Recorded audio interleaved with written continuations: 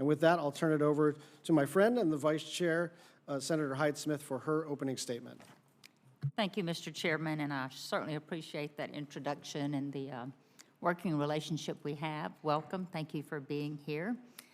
I just want to talk a little bit about where we are, and while we're all frustrated of how long it took to get the FY24 appropriations packages through Congress signed into law, I will note that here in the Senate, we passed the T-HUD appropriations bill last November with strong bipartisan support with the help of Senator Collins, for sure, and Senator Murray.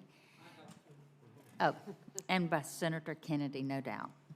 But without the leadership and the vision of Vice Chairman Collins and Chairwoman Murray, you know, we may well have been here saddled with continuing CRs through the end of the fiscal year, which benefits no one and eliminates Congress's ability to carry out its most fundamental duties. But thank you for being here to testify again on the budget request for the Department of Transportation, which has such a direct impact on so many people in every state. But when you appeared before the subcommittee last year, the department was contending with serious safety challenges, such as the failure of the FAA Notice to Air Missions system and the devastating derailment, as the chairman mentioned, in Ohio. Today, the department is grappling with two new emergencies involving Boeing and then the collapse of the Baltimore's Francis Scott Key Bridge. I look forward to hearing how the department is confronting each of these obstacles and prioritizing the safety of the traveling public. And as Congress contemplates how to address emergency funding needs resulting from the Baltimore Bridge collapse and other disasters, we as appropriators must not lose sight of our responsibility to provide adequate annual funding for critical programs across the department. The administration's FY25 request for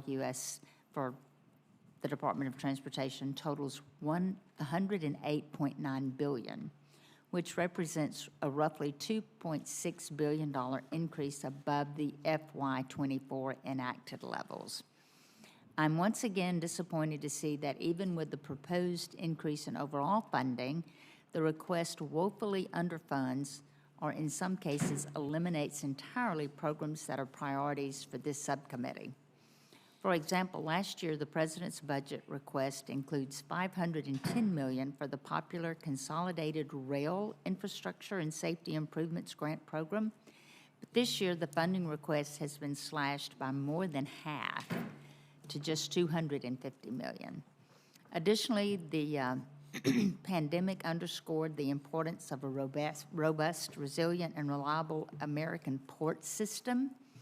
So it is difficult for me to understand why the administration's FY25 funding request for the vital port infrastructure development program is shockingly 66% less than the FY24 request, reduced from $230 million to just $80 million. While the administration may cite the Infrastructure Investment and Jobs Act funding for these programs as a counter to my concerns, we must recognize that the funding provided in that legislation is not perpetual. It's not finite and it's not perpetual. The practice of backfilling annual appropriations with the Infrastructure Investment and Jobs Act funding is simply not sustainable, and the administration has not laid out a transition plan for funding critical programs in a post-Infrastructure Investment and Job Act's environment. The Infrastructure Investment Job Act's off-ramp strategy is necessary to formulate a funding that strikes a balance to meet the needs of all Americans, especially those in rural communities which face unique transportation challenges.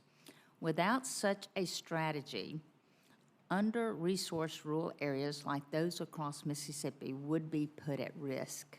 This subcommittee's commitment to addressing rural needs is epitomized by the $250 million Rural Bridge Bundling Program that was established in the FY24 T-HUD bill, directing resources to sparsely populated areas for much-needed bridge repair and rehabilitation work.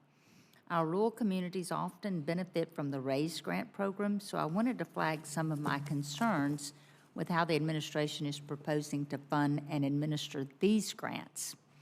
I appreciate that the administration seeks to provide $800 million for the national infrastructure investments, which encompasses RAISE and mega grants, but I'm troubled by its plan to combine these two distinct programs without clearly explaining how much funding will be allocated under each of those programs.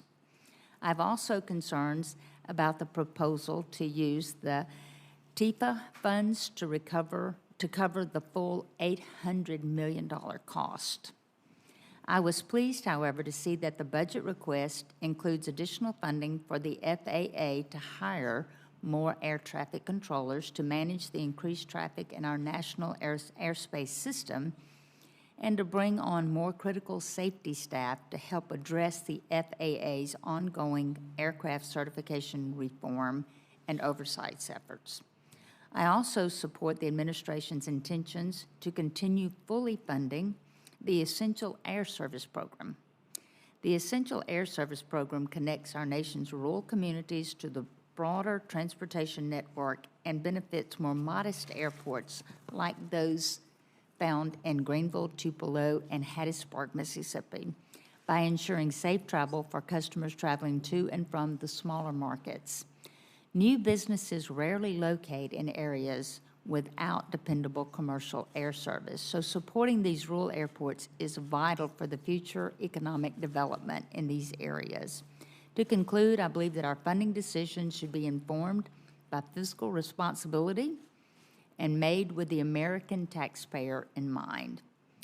Mr. Secretary, I look forward to hearing from you and working together in the American people to ensure that we have the safest, most reliable transportation network in the entire world. Thank you, Mr. Chairman.